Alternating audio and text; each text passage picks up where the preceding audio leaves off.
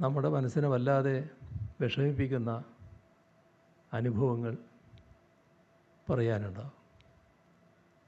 ഇതിൽ മതിയായ നഷ്ടപരിഹാരം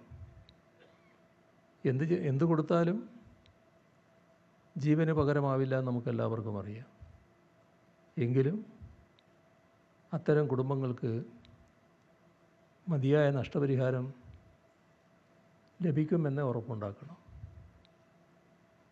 അത് കുവൈറ്റ് സർക്കാർ സ്വാഭാവികമായും അത്തരം നടപടികൾ സ്വീകരിക്കുമെന്നാണ് പ്രതീക്ഷിക്കാവുന്നത്.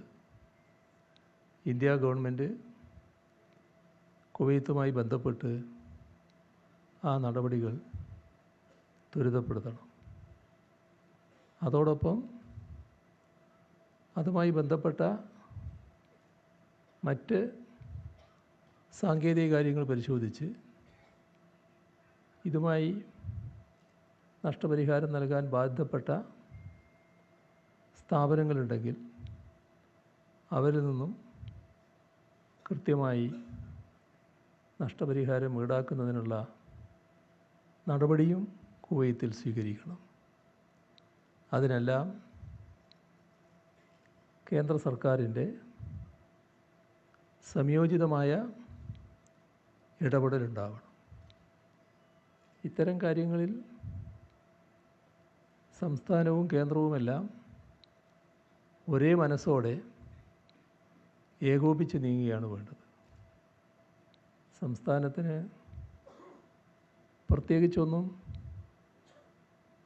മറ്റൊരു രാജ്യത്തിനകത്ത് ചെയ്യാൻ കഴിയില്ലെങ്കിലും എല്ലാ കാര്യങ്ങളും രാജ്യമെന്ന നിലക്ക് ഇന്ത്യ ഗവൺമെൻറ്റാണ് ചെയ്യേണ്ടതെങ്കിലും അവിടെ ജീവിക്കുന്നവരിൽ നല്ലൊരു ഭാഗം ഇവിടെയുള്ളവരാണ് എന്നുള്ളതുകൊണ്ട് എന്താണ് പ്രശ്നങ്ങൾ എന്നത് കൃത്യമായി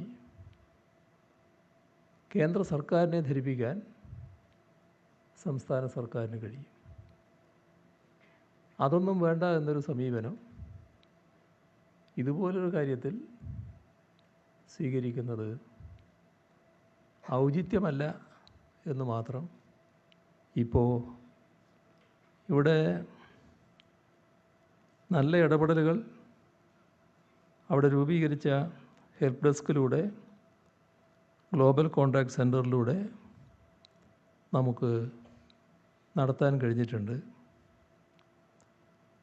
ഇന്ത്യ ഗവൺമെൻറ് നടത്തുന്ന സംസ്ഥാന സർക്കാരിൻ്റെ പൂർണ്ണ പിന്തുണയും നൽകുന്നുണ്ട്. ഇന്ത്യ ഗവൺമെൻറ്റിൻ്റെ വിദേശകാര്യ വകുപ്പുമായി കേരള സർക്കാരിൻ്റെ പ്രതിനിധി പ്രൊഫസർ കെ വി തോമസ് ഈ സമയങ്ങളിൽ നിരന്തരമായി ബന്ധം പുലർത്തി വരികയും ചെയ്തിരുന്നു.